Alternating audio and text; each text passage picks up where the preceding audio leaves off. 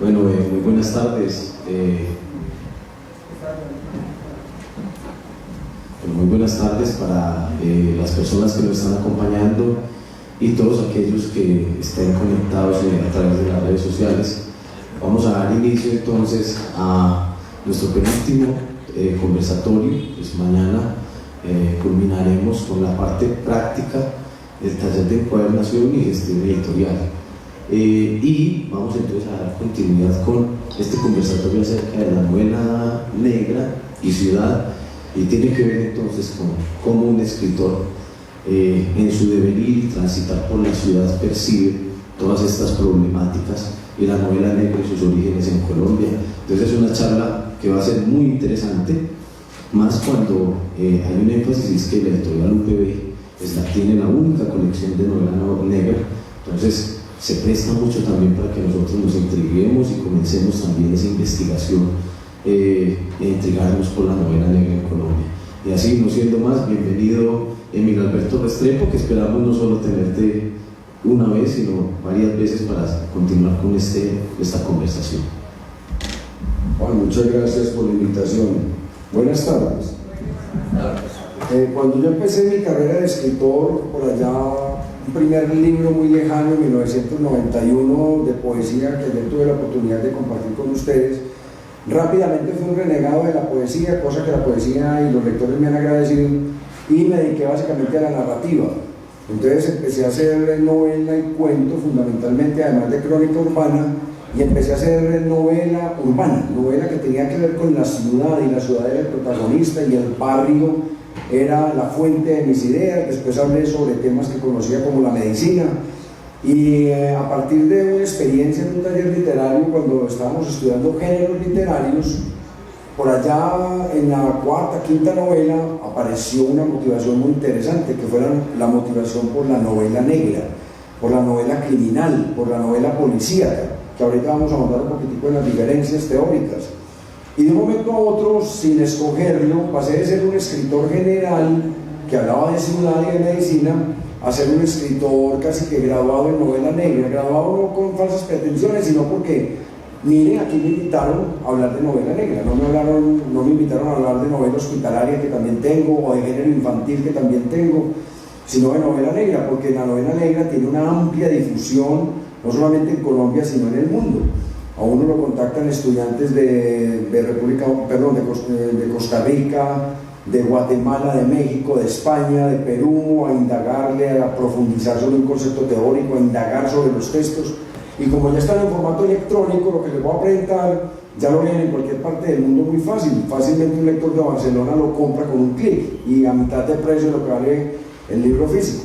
Entonces vamos a compartir una serie de experiencias que tenemos y las motivaciones que tenemos para escribir sobre novela negra y lo que tiene que ver con la ciudad. Les quiero mostrar primero un videito, 2 videos de 1 minuto, para generar una contradicción, que es una de las cosas que genera la novela negra.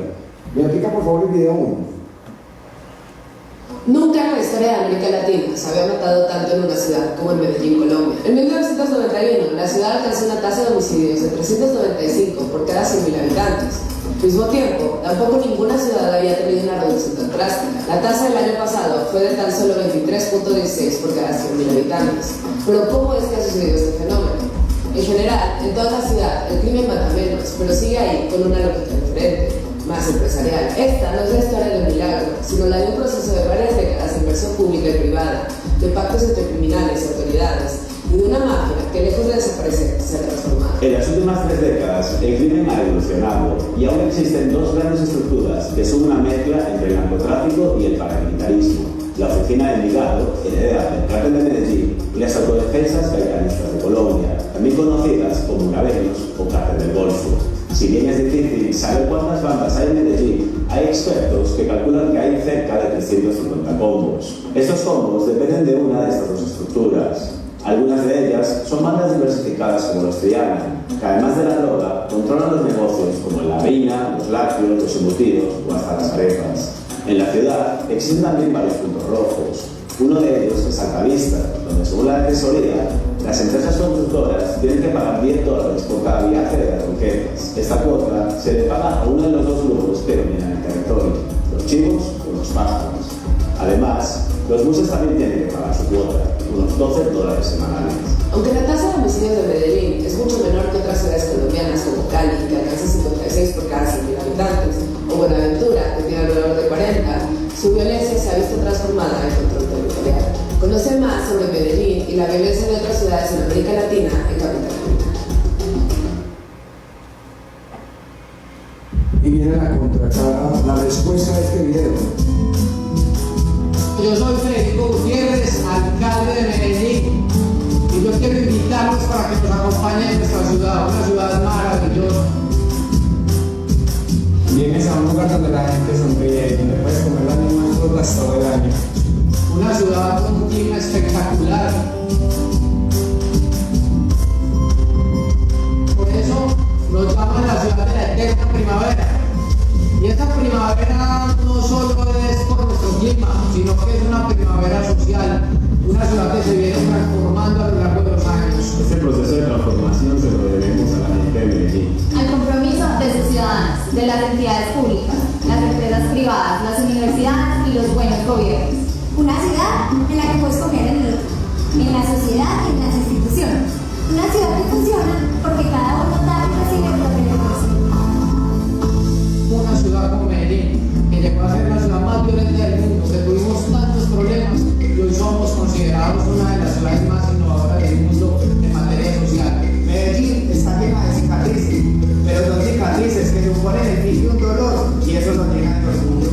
Sabemos que hemos recorrido un largo camino, pero sobre todo somos conscientes de que queda mucho por hacer. Y es que la verdad, ustedes tienen que venir acá a nuestra ciudad y verlo con sus propios ojos, lo que es nuestra transformación, lo que es nuestra gente. Y como cualquier ciudad del mundo, tenemos muchos retos, pero también muchos avances en materia de seguridad, en materia social. Soñamos cada vez una ciudad más segura, más equitativa, ambientalmente sostenible. Y en Medellín seguimos construyendo confianza para nuestra gente. Acá los espero en Medellín. Un abrazo.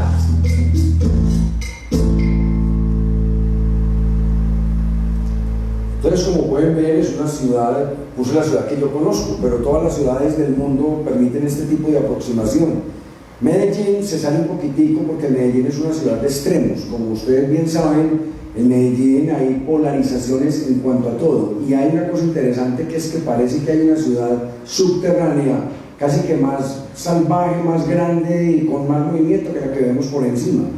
De eso se trata la temática de la novela negra. La novela negra se encarga de contar esa ciudad que el ciudadano normal no conoce, o que cree intuir, o que cree que es muy lejana, o que cree que es referente de las noticias, pero que está rugiendo bajo sus pies. La novela negra trata de dejar huella y trata de dejar memoria y dar un testimonio de esa ciudad que no conocemos. No se trata de sobrediagnosticar y volver a caer en el crimen. Se trata de dejar historia, de dejar memoria, porque estas cosas también hay que contarlas. Entonces la novela negra se encarga de contar este tipo de situaciones. Páseme la próxima, por favor.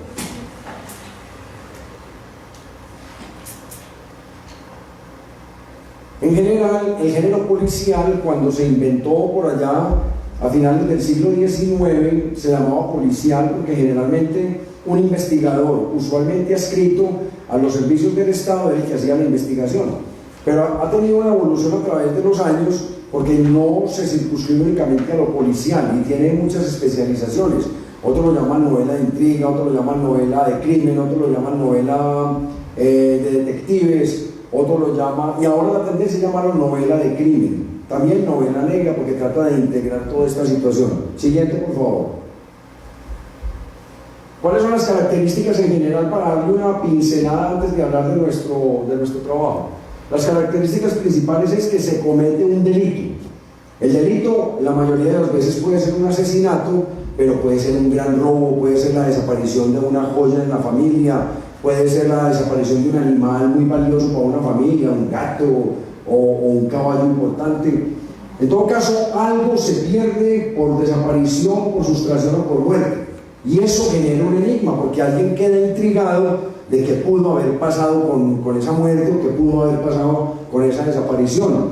Entonces, cada que aparece el enigma a resolver, aparecen unos potenciales sospechosos que son los que presumiblemente tienen motivos para haber cometido ese crimen anterior. Pero la novela negra no la pone tan fácil. La novela negra plantea una serie de disyuntivas que van involucrando al lector para que él sea partícipe de esa resolución de ese enigma, para que miremos a través de las pruebas que se van sembrando en la narración cuál de los posibles sospechosos que nos vienen contando a partir de la evolución de la narración puede ser el culpable, con todas las trampas del mundo, porque muchas veces casi que por método uno dice, no, ese es el primero que aparece ahí en la deducción del detective, ese con seguridad no es, pero el escritor a veces lo engaña, porque le hace creer que no es, le da vuelta a los otros y al final resulta siendo. O como en casos como el de Agatha Christie, el doctor Aytor, que determina el narrador del libro siempre el asesino. O sea, es tramposo, trata de ponerle cascarones para que resbale el lector. Porque es que lo que está buscando el lector es eso, lo que está buscando el lector es involucrarse en la investigación que se está planteando, y le quedan dos opciones, y que casi siempre dejan contento al lector. Si está bien contada la historia, el lector descubre al criminal, entonces queda muy contento porque se cree y se siente más inteligente que el escritor. O lo contrario, no tiene ni idea y no llega ni por las últimas a resolver el crimen, entonces queda muy contento porque le dieron lo que estaba buscando, que es intriga hasta la última página.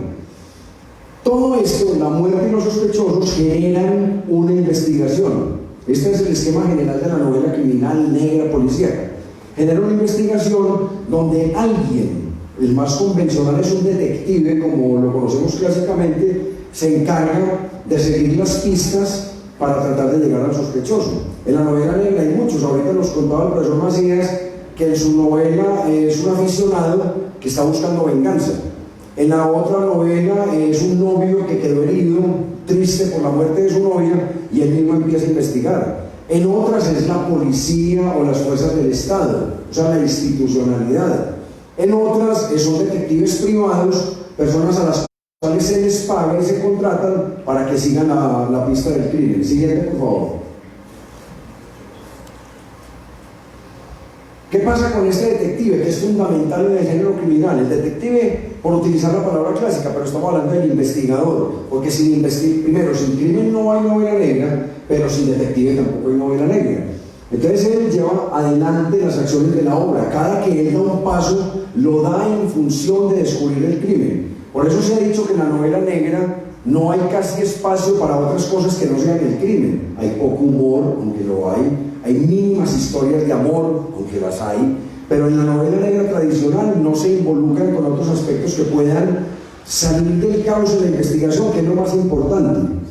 Entonces, él analiza una serie de hechos que lo que buscan es ratificar sus sospechas sobre el crimen para resolver el enigma. Él tiene un proyecto de trabajo.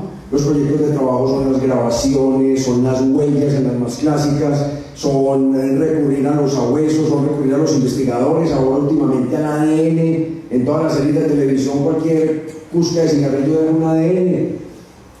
Y generalmente él se ve rodeado de extras que son personas que suelen rodear a los dos personajes principales, al que contrató la investigación y al que está haciendo la investigación. Esos son los extras. ¿Cuáles son los extras muy típicos de la novela policial? El ayudante o los ayudantes del detective. Generalmente él tiene un grupo de personas que tienen diferentes talentos. Hay unos que son muy especialistas en informática, hay otros que son especialistas en huellas dactilares, hay otros que son especialistas en leer los labios a través de grabaciones, hay otros que son artistas para el disfraz o mimetizarse. Esos son los ayudantes y casi siempre son llenos de defectos, con menos talento que el jefe, pero son un grupo que como conjunto permiten hacer una investigación que generalmente sale adelante. Y otro muy importante es el oponente o los oponentes, que son los que hacen avanzar la acción. Siguiente, por favor. Hay muchas tipologías, muchas formas de narrar una novela policíaca. Hay unas que son de enigma, que todo gira en torno al detective y a la forma como él resuelve. Generalmente es un detective muy inteligente más inteligente que el promedio de todos nosotros, que con el análisis de las pequeñas pesquisas y de los pequeños rastros que encuentra, se rasca la barbilla y descubre el crimen. Esa es la novela clásica, la que viene de Edgar Allan Poe, la que viene de Agatha Christie, la que viene de Sherlock Holmes, que es un detective superdotado de mente, que trata de recoger los pequeños indicios, hace una investigación que muchas veces no sale de la propia habitación, no sale de la propia finca donde están reunidos, y a través de un juego de inteligencia descubre. Es la novela Enigma, que cada vez es menos común porque es muy poco realista. Es muy poco realista que en la vida real citen a una casa vieja a 10 herederos que no se conocen entre sí y empiecen todos los días a morirse uno. Eso en la vida real, pues ninguno de nosotros conoce un caso de ellos. Entonces esta novela se superó con los grandes autores, con Agatha Christie, con Ellery Quinn, con el mismo Conan Doyle, que hicieron grandes novelas, pero agotaron el método. Ahora ninguno de nosotros es capaz de escribir una novela de enigma citando a 10 personas en un crucero y empezándolas a matar de a una. Entonces está superada la de enigma. Son brillantes. Ustedes cogen 10 negritos o 10 indiecitos, o Asesinato en el Expreso de Oriente, o Muerte en el Nilo, que son grandes películas y grandes obras de este género de enigma, y ustedes se siguen sorprendiendo, ustedes echan la baba de la emoción de lo que pasa ahí, pero es un modelo que ya se gastó por agotamiento del material. El otro es el relato problema, que plantea un enigma, le hace mucho énfasis en la investigación. El hombre empieza a hacer pesquisas, a hacer búsquedas, uno le sigue la pista a la búsqueda, resuelve el problema, o no lo resuelve, pero si no lo resuelve no hay libro, entonces que ahí no funciona. La otra es el suspenso o thriller, que el enigma es secundario, lo más importante no es qué pasó, sino cómo pasan las cosas. Mantener en suspenso, hay giros de tuerca, cada 5 minutos pasa una cosa distinta. Ustedes, todo lo que le plantean al principio del libro de la película es mentira, porque se va a resolver de una forma distinta, ese es el famoso thriller.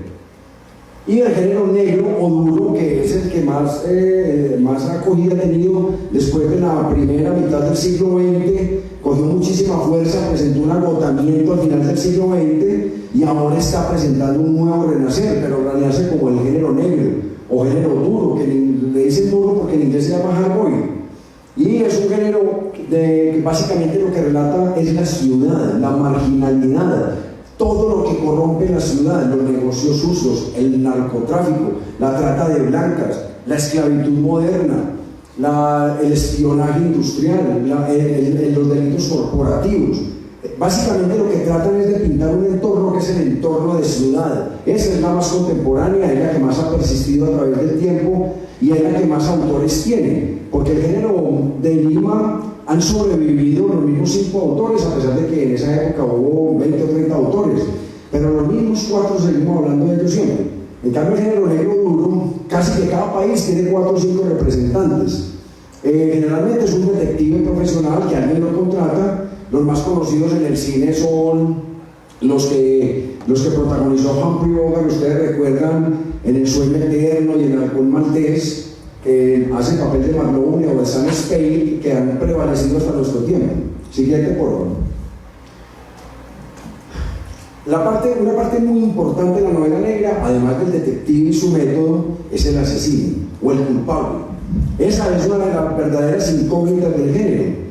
Generalmente es alguien insospechado. Generalmente uno de los trucos para leer novela negra y no jugar con el autor es ganarle la pelea, como les contaba ahorita. Y un truquito es, el escritor trata de engañarlo haciéndole parecer que el menos indicado es el que resulta siendo. La protagonista normalmente es un policía o un detective que reaparece a lo largo de varias novelas. Esto es muy importante porque casi todas vienen en sagas, porque tiene una personalidad muy definida, ya el personaje está creado, no es lo ponerlo a interactuar con una serie de crímenes y de criminales distintos. Entonces ustedes conocen una cantidad de ejemplos. Generalmente para que el libro esté terminado suele descubrir cómo, por dónde y por qué se produjo el crimen, porque es que les repito, donde uno no resuelve el crimen no hay libro. Eso sería una trampa yo plantearle a usted la posibilidad de que haya una investigación y al último le digo, qué pena señores, pero no es capaz de resolver el crimen, chao. Entonces, ¿qué es muy importante? Retomar el elemento del thriller y mantener la tensión permanentemente. En la novela negra hay que mantener la atención del lector, porque si se le pierde la atención y si se pierde el entretenimiento, el lector lo castiga cerrando el libro. El lector hace lo más fácil que es decir, este libro no me interesa para nada, porque una de las cosas que tiene que tener la novela es agarrar al lector, cogerlo en la solapa, no dejarlo mover, no dejarlo respirar. Entonces hay que darle giros de tuerca casi que cada página. Hay que generar una nueva motivación para que él siga leyendo. Siguiente, por favor. Generalmente la atmósfera es muy importante en el género negro, la atmósfera, lo que está pasando en el entorno. Es una atmósfera asfixiante, hay miedo, hay mucha violencia. Generalmente las novelas negras nunca son blandas, nunca son light, generalmente tienen muertes, y tienen muertes con cierta sevicia, con cierto método. Hay asesinos en serie. Le matan a usted, se enamora de un personaje, no se enamore mucho porque lo matan, o sea, hay pérdida. Hay mucha corrupción, porque generalmente hay crimen corporativo, hay crimen que se basa en la política y cuenta esa parte de la ciudad. Agrega la violencia, como les decía, y se basa en las debilidades humanas. Es muy importante que las motivaciones que llevan a cometer el crimen, la rabia, las ansias de poder, la envidia, el odio, la avaricia, o toda una serie de pasiones como los celos, por ejemplo. Siguiente. Una cosa muy importante en el género negro es el lenguaje es crudo, incluso lo han criticado mucho por la falta de sofisticación del lenguaje, pero eso se volvió un lugar común, porque en realidad se ha demostrado que muchos buenos escritores hacen novela negra, y al contrario, muchos escritores de novela negra han sido considerados grandes plumas.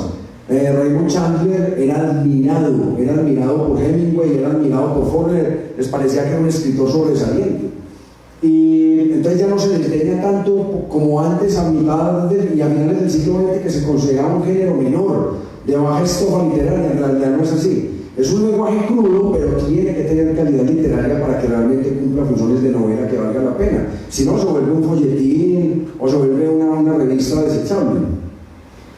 Y es muy importante que en la novela negra se describe la sociedad. Más allá de contar un crimen, el método del crimen y los personajes del crimen, se hace mucho énfasis en la descripción de la sociedad. Por eso les decía al principio que la novela negra es una de las formas de dejar memoria de ciudad. Como decía Álvarez Gardiazabal, los novelistas están contando mucho mejor la historia que los historiadores. Entonces la novela negra permite dejar historia de ciudad. Vamos a entender dentro de 20, 30, 40 años toda esa problemática grande de Medellín en los años 70, 80, 90, cuando los novelistas hagan las grandes novelas de esta época. Siguiente. Se habla de la indiferencia social. Generalmente los crímenes ocurren y en esa sociedad casi nadie le importa. La anomia como pérdida total de valores de una sociedad en un marco de violencia. Siguiente. Hay mucho cliché de la novela negra que tiene que aparecer entre comillas, aunque muchos autores pues lo han desdeñado, pero en una novela negra generalmente las calles, se respira lo urbano, se respira la esquina, se respira lo que suele rodear las calles.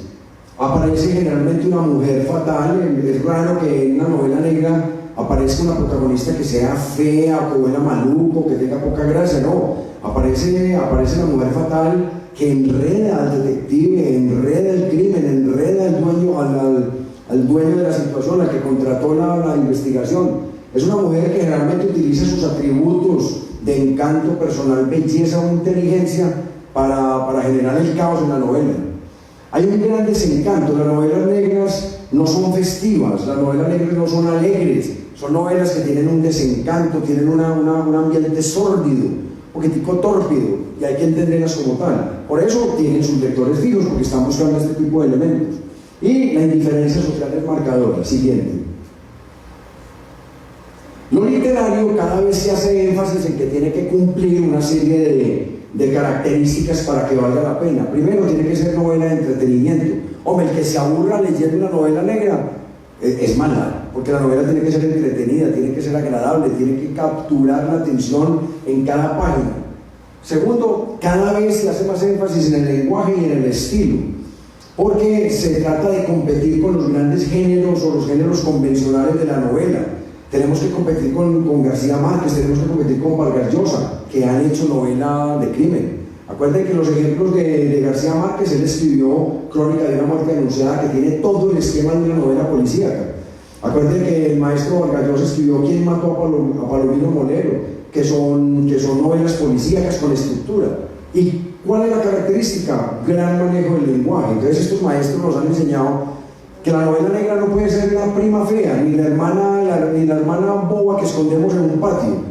Es una novela que tiene que tener calidad, basada en un lenguaje adecuado y con un estilo depurado para que valga la pena. No caer en ese lenguaje del parlache, todo ese tipo de cosas no se recomienda porque pierde respetabilidad. Es una novela que tiene una universalidad partiendo de lo local. Por ejemplo, nosotros estamos contando a Medellín, pero aspiramos a que el lector de Barcelona, el lector de Buenos Aires, el lector de Ecuador entienda, disfrute y se vea reflejado a través de nuestra ciudad en su ciudad. Entonces pinte la aldea, pinte lo local y sea universal. Eso ya viene del viejo precepto que se decía anteriormente. Y tiene mucha identidad. La novela negra, generalmente usted con leer la primera página de una novela sabe que está leyendo una novela negra. Cuando usted ve el personaje del detective, sabe que las características y las descripciones del personaje le dan mucha identidad. O sea que usted con la estética de la primera página o el primer capítulo sabe a qué estamos enfrentados. Siguiente, por favor. Nosotros tenemos una propuesta, y es que a partir de escritores locales, la Universidad Pontificia Bolivariana, entendiendo los valores y la vigencia de la novela negra, hizo una convocatoria para invitar a autores locales a escribir novelas negras que pintaran la ciudad y que dieran cuenta de narrarla. Hizo un experimento por allá en el 2015 invitando a 2 autores que tuvieran, primero que ellos consideraban que tuvieran ciertas características de estilo que les gustara, que les sirviera, que consideraran que fueran buenos y que tuvieran personaje por el cual pudieran responder en saga. O sea, tiene personaje, tiene un detective, lo tienen varias novelas, está bien escrita, está interesante, pasa. Entonces hizo un planteamiento que se llama Colección Policías y Bandidos, la Universidad Pontificia Bolivariana, y lo simpático fue que el experimento funcionó, porque ha sido una colección muy representativa, muy identificable, y en este momento está en el número 12. Este año, pues por las razones de todos conocidos, se paró la producción, pero rápidamente para arrancar. Siguiente. Bueno, esto lo hicimos allá con el coordinador de la época, que ya es otro, partiendo de que Medellín es un escenario natural para el género negro, porque Medellín no es una ciudad pasiva, no es una ciudad armónica, no es una ciudad apacible, no es como en ciertas ciudades de Bolivia donde lo más emocionante que hay es que un frenazo de un carro con un perro. Aquí no, aquí pasan demasiadas cosas a todo nivel. Entonces Medellín se considera un escenario natural. Bueno, aquí ya las características que les dije ahorita. Siguiente. La serie Policías y Bandidos es una serie que lucha por ganarse su espacio, y yo creo que se está consiguiendo porque ya tiene presencia, tiene identidad, ya nos invitan a los diferentes espacios del país y ya nos convocan desde afuera. Ya en España la revista Solo Novela Negra la tiene identificada como uno de los focos interesantes de novela nueva, neopolicial me llaman ellos, y ya tiene identidad porque es que tiene 5 autores y tiene 12 libros. Ya casi que estamos alcanzando una mayoría de edad. Porque pensamos que, como les decía, debe dejar memoria histórica de su tiempo. Y trata de cumplir los 3 pilares de la novela negra contemporánea. Tiene que tener entretenimiento, se debe preocupar por asuntos políticos, históricos y de denuncia y reflexión social, pero siempre haciendo énfasis en la calidad literaria. Eso es un triángulo que no puede fallar. Si usted tiene una buena novela, una buena historia, pero está mal escrita, falla. Siguiente. En esta época, estas son algunas de las carátulas. Ahí aparecen del autor de Memo Ángel, de Verónica Villa, del periodista de Don Saldarriaga. Estas son las carátulas. Mire que tiene mucha identidad, mire que todas tienen el mismo diseño estético. Con solo usted ver una carátula, ya saben que es de la colección Policías y Bandidos. Siguiente. Siguiente, por favor. Aquí está consolidada, esta es la ficha que le estamos repartiendo. Aquí está consolidada la colección. Como dicen ahí, la única colección de género es en este momento activa en Colombia, tiene los 5 autores que estamos con los 5 personajes. Siguiente. Hemos tenido muy buena difusión y muy buena prensa, nos han invitado a muchas partes, hemos estado 4 veces en la Feria del Libro, hemos estado en Medellín Negro, hemos estado en otra parte, hemos estado, porque es muy llamativo, en la Universidad de Antioquia. ¿Lo qué? Marciano es que se... Vale, la arriba está. Si eres autor de Sigan el Vuestro. Siguiente.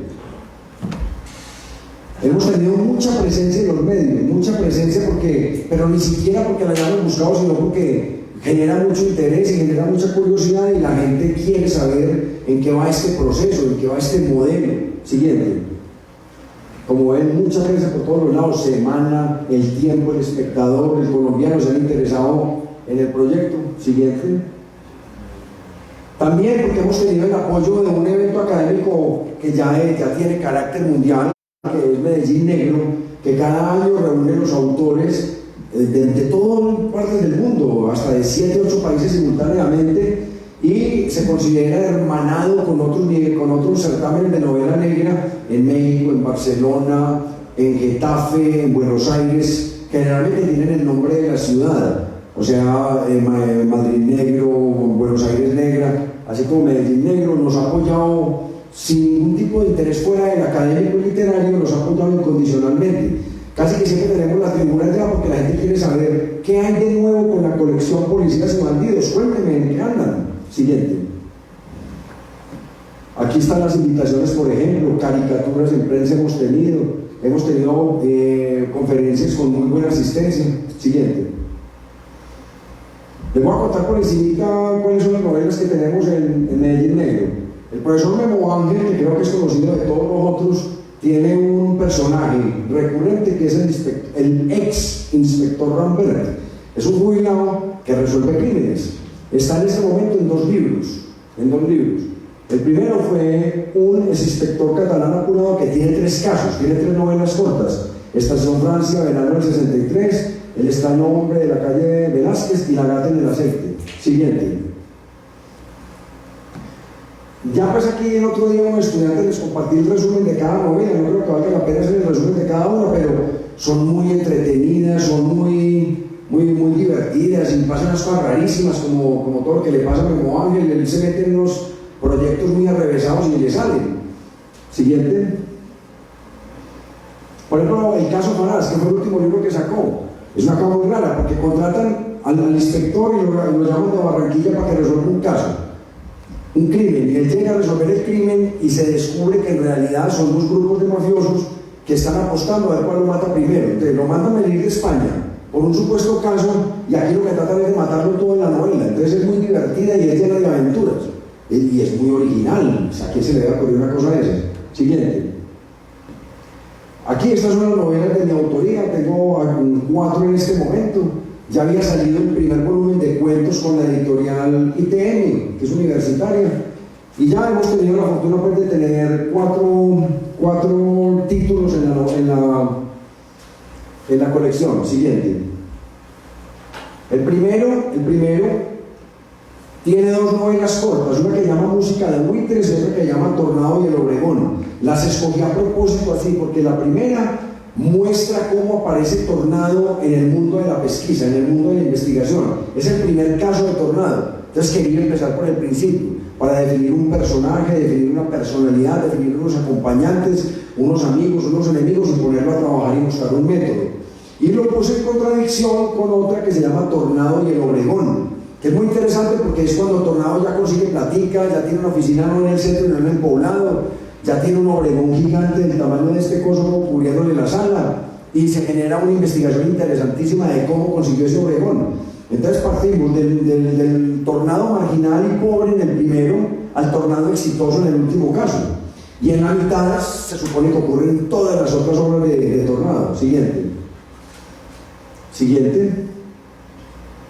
El segundo caso es El abrazo de la viuda negra, que es la que habla sobre el mundo oscuro del fútbol, de las apuestas en el fútbol, de los seguros en el fútbol, de las trampas que hay detrás de los negocios de los futbolistas, de toda esa carga oscura y de pronto un poquitico de esos sospechosa moralidad que ocurre detrás de todos los grandes futbolistas.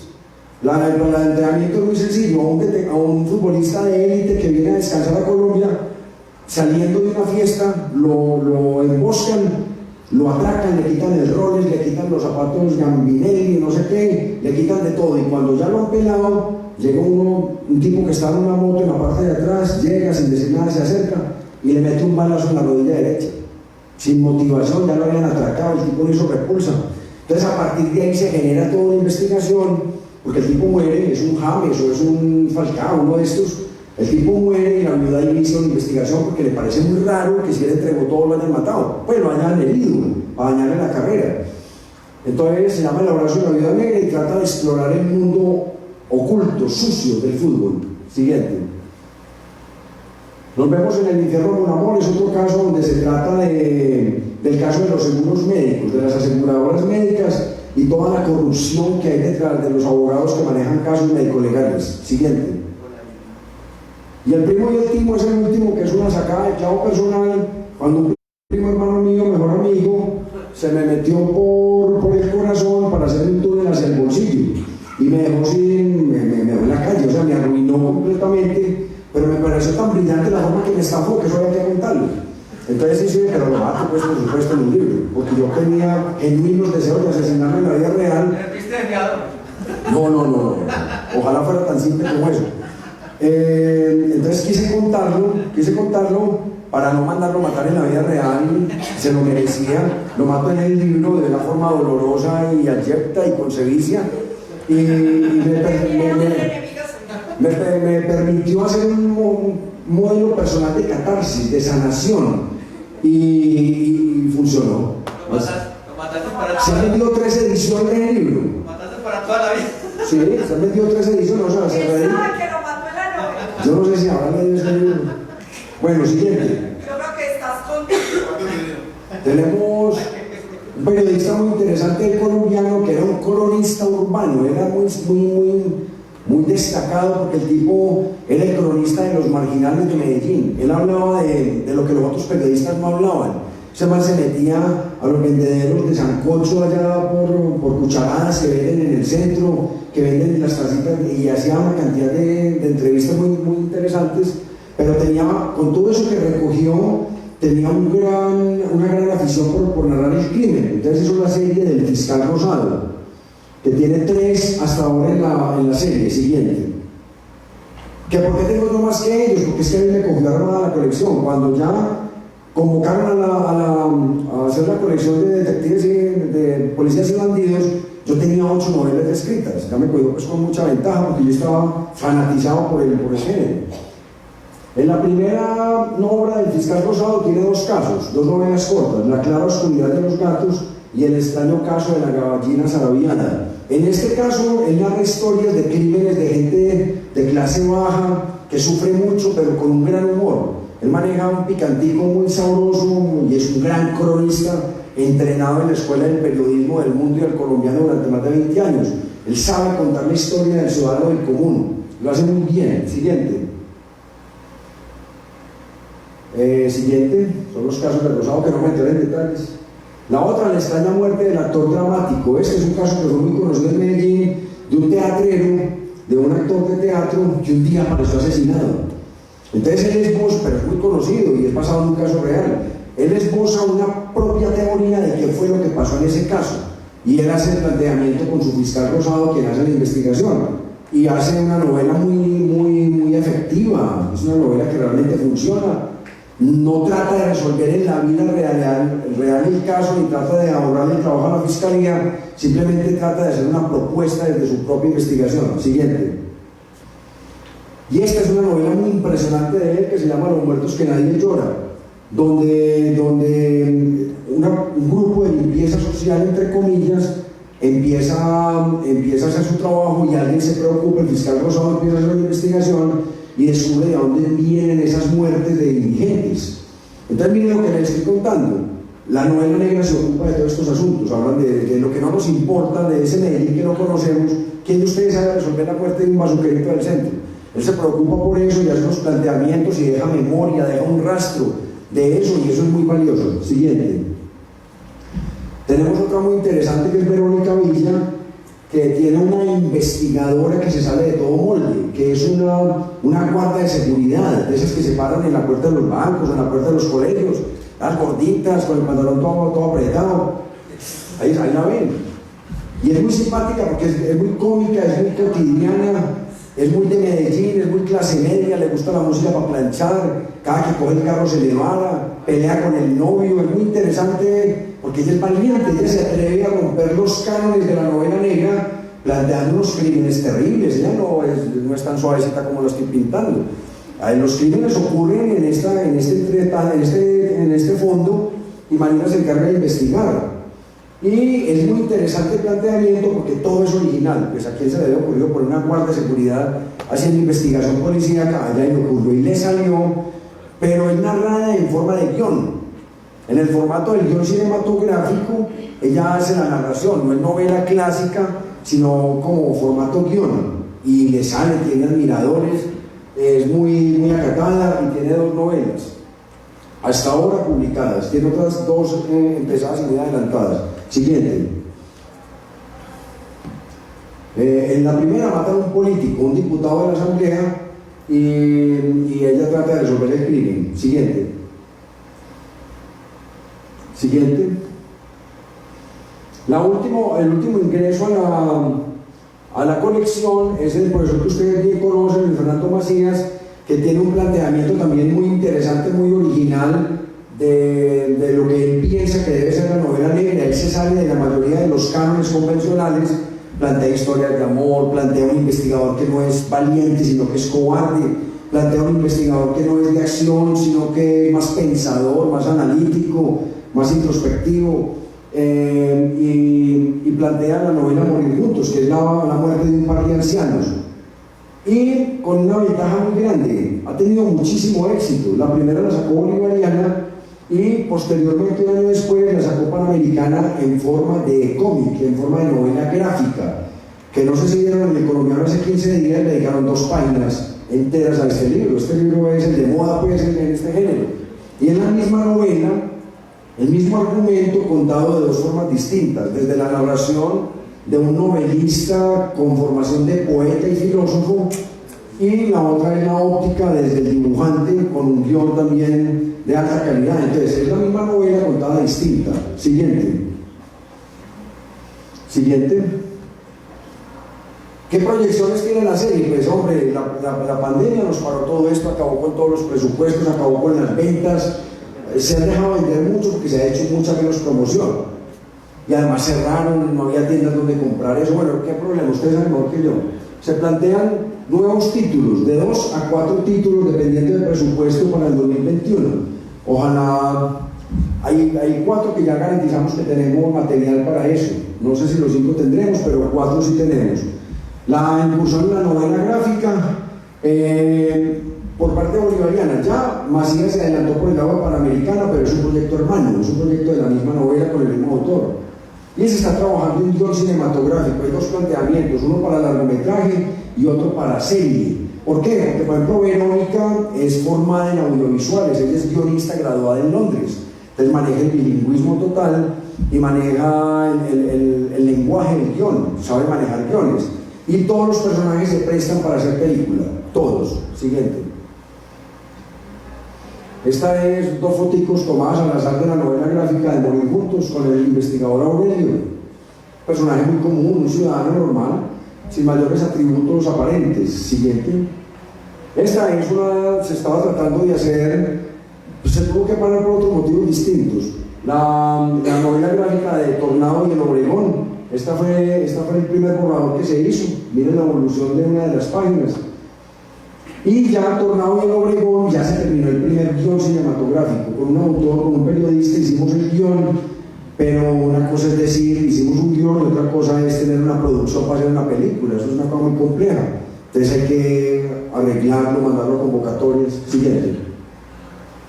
Bueno, eso es lo que nosotros tenemos para contarles de novela negra local, lo que nosotros estamos haciendo en Medellín. No podemos tener complejos tercermundistas y no contar lo que estamos haciendo, tenemos que mostrarlo, tenemos que motivar a la gente a que nos conozca y nos lea.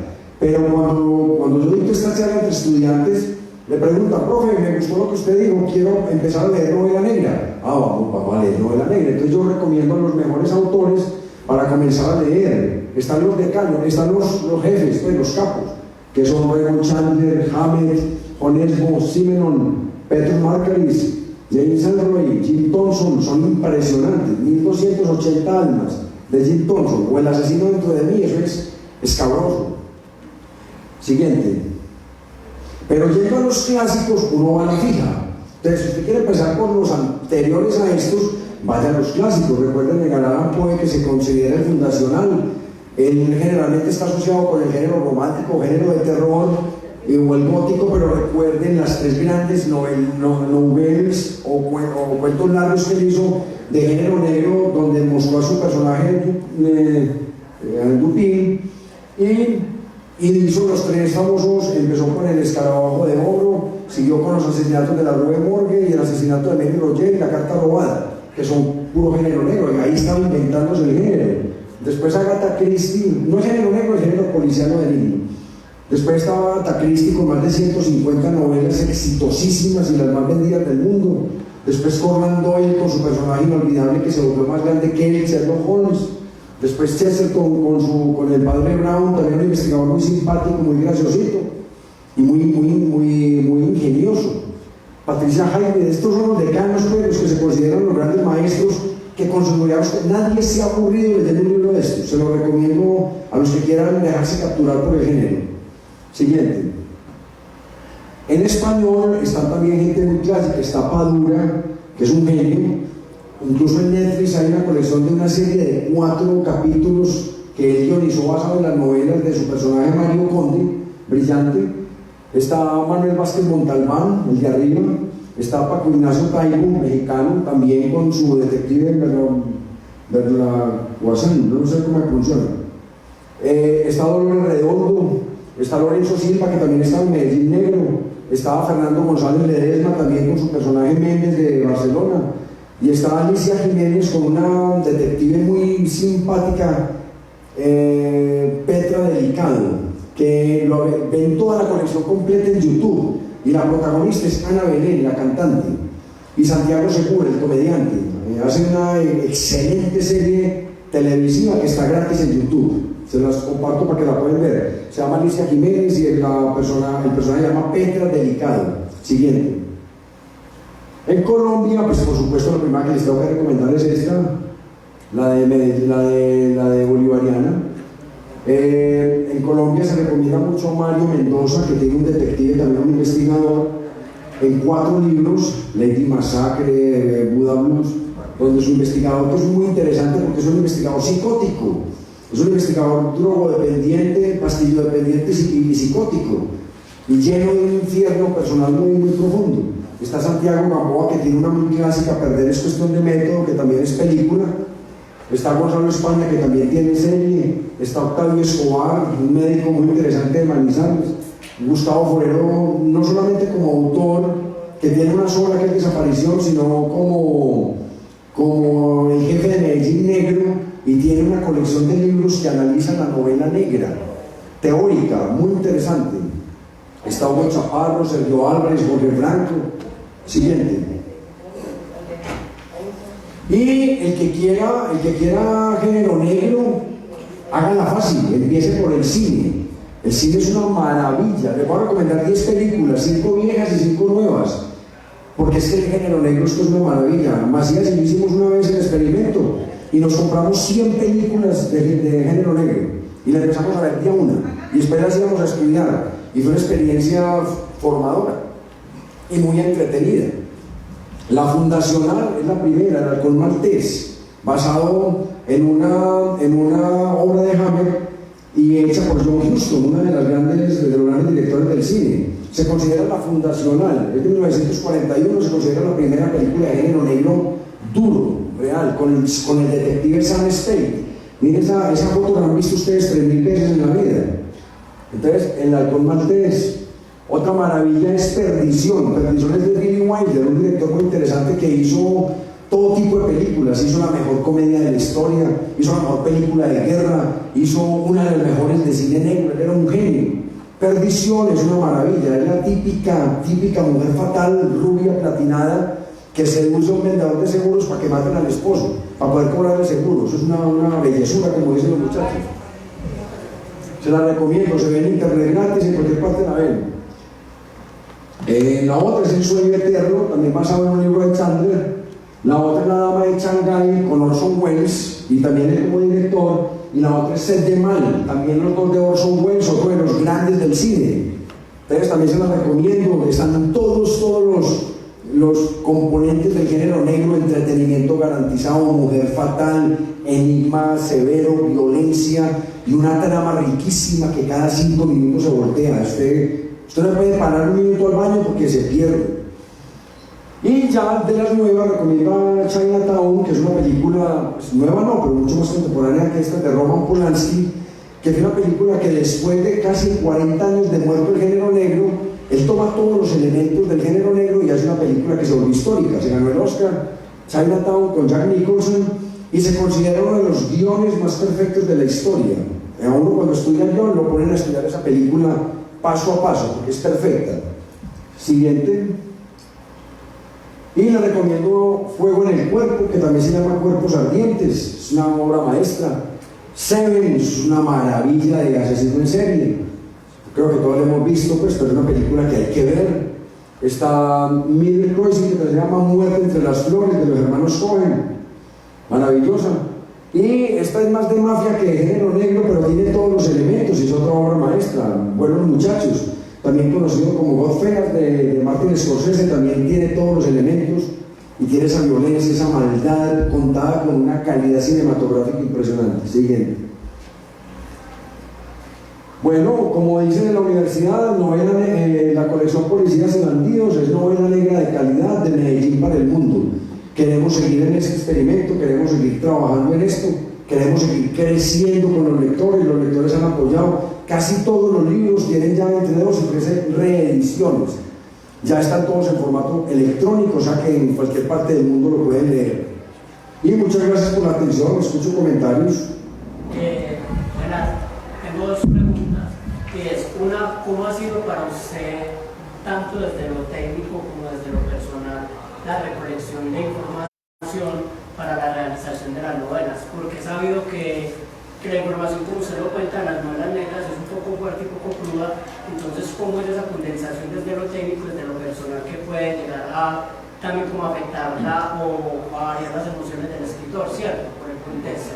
Y la otra es ¿qué impacto pretende usted en los lectores de Colombia mediante sus relatos? Bueno, las historias están ahí y ya lo persiguen a uno. Muchas de estas historias fueron conseguidas antes de que saliera la ley Merlano, esa que impide que los borrachitos manejemos carro. En esa época, hombre, yo todos los días me tomaba 4 o 5 cervezas y yo cogía el carro y iba para la casa, conversando todos los días en un barrio que llamaba La Magnolia, Envigado. Yo ya tenía un combo de conversadores que sueño con ellos, de las historias que yo escuché ahí, impresionantes. Una vez estamos ahí tomando cervecita, y en una casa enseguida se descubrió que hacía 3 meses tenían un secuestrado. Ahí enseguida, y todos los días había una historia distinta, todos los días. Una vez Macías conoció a la Prepaguito, que yo le presenté, una Prepaguito que la conocí como paciente, y un día se me destapó y me contó cómo la habían secuestrado en México, cómo le habían robado el pasaporte, cómo la pusieron a filmar cine pornográfico, y a su compañerita la pusieron a filmar cine snuff, en ese donde la protagonista muere. Y ella vio en el momento en que ella estaba toda trabada, y vio en el momento en que se estaban violando a la compañera, cuando un man llegó con una navaja y le reventó el seno y se le salió la prótesis. Y ella vio todo eso, y eso quedó filmado en la película Snuff. Y ella, de alguna manera, con un noviecito que tenía en el coso, se voló y volvió a Colombia y me contó toda esa historia. Eso lo tengo en una novela de Tornado que se llama Tornado XXX. Impresionante. Entonces las historias lo persiguen a uno, esas historias están en la calle, esas historias están a la vuelta de la esquina. Simplemente, hombre, tenga la parabólica abierta, esté con los sentidos abiertos, esté dispuesto a escuchar, esté dispuesto a tenga la sensibilidad para saber dónde hay una buena historia, tome apuntes, y después, en función de su personaje, póngalo a trabajar.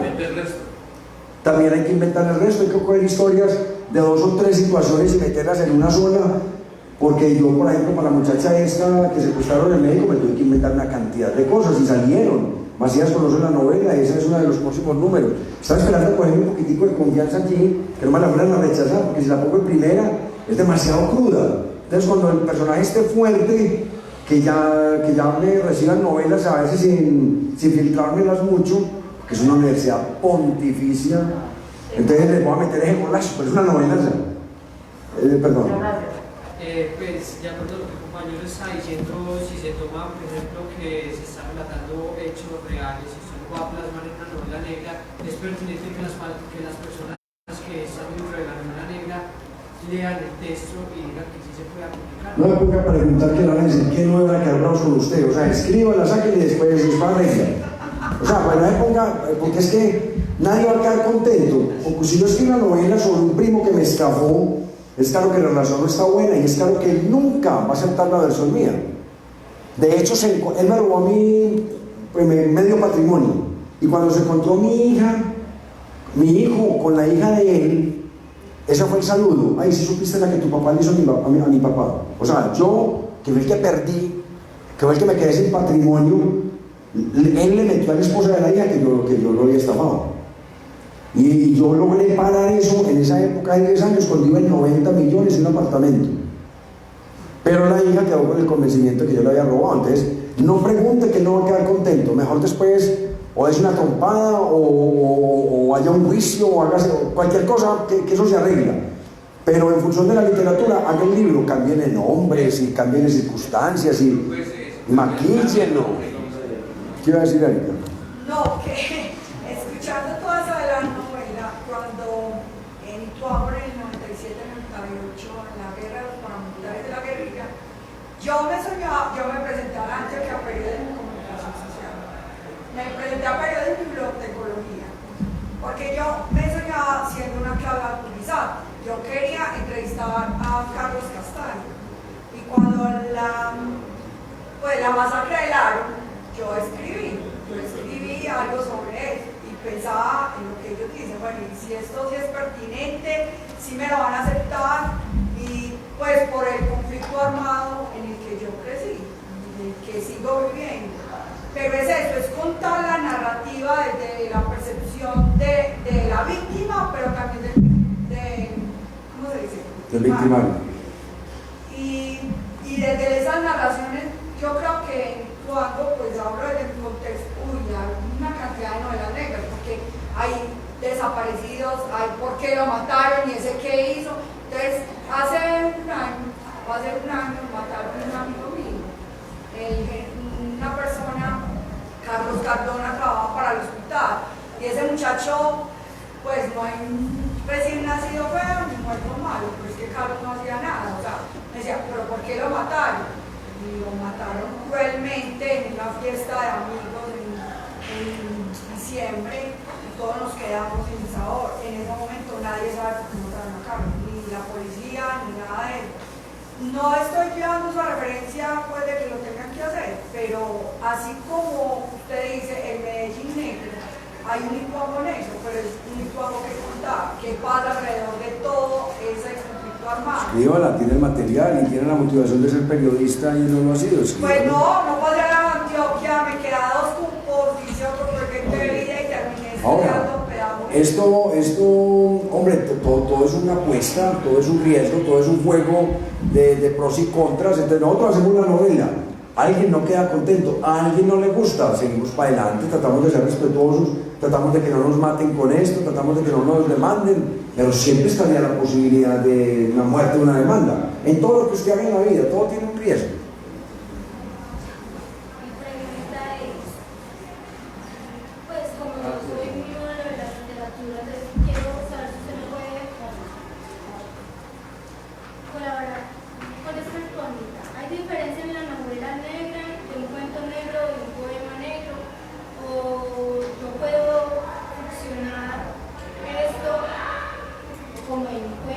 Claro, es que vea, aquí estamos hablando de género negro con unas traducciones que se hicieron del francés y del inglés.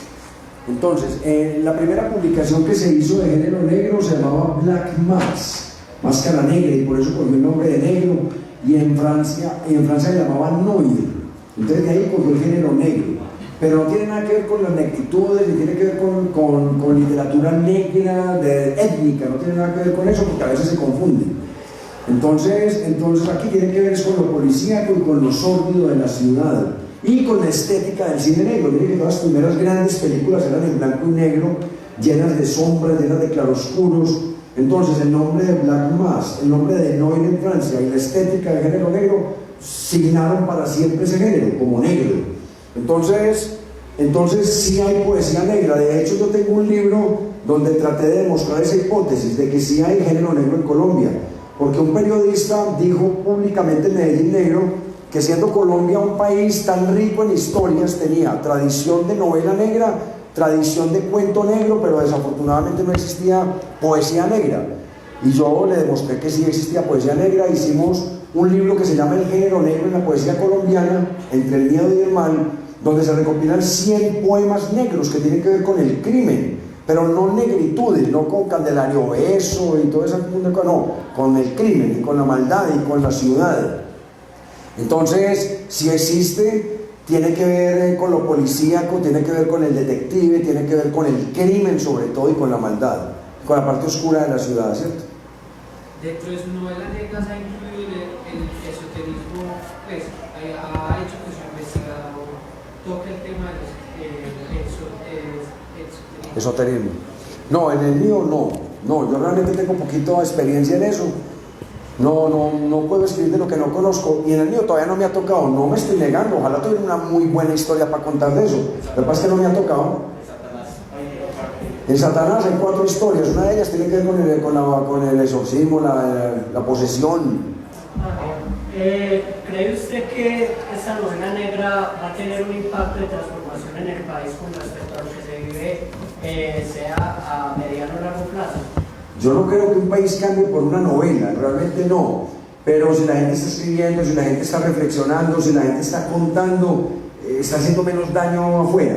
Entonces puede que una novela no cambie la sociedad, puede que capture lectores más interesados en leer que en hacer maldades, ¿cierto? Pero no creo que vaya a cambiar la ciudad, o no es lo que nosotros pretendemos es hacer buena literatura, muy entretenida, y que mucha gente la lea y se amañe leyéndola. Listo, muchas gracias por la atención.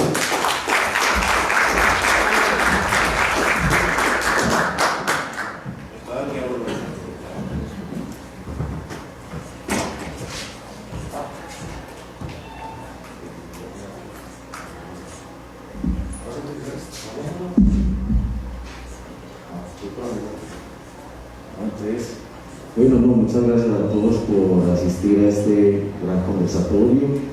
Explorar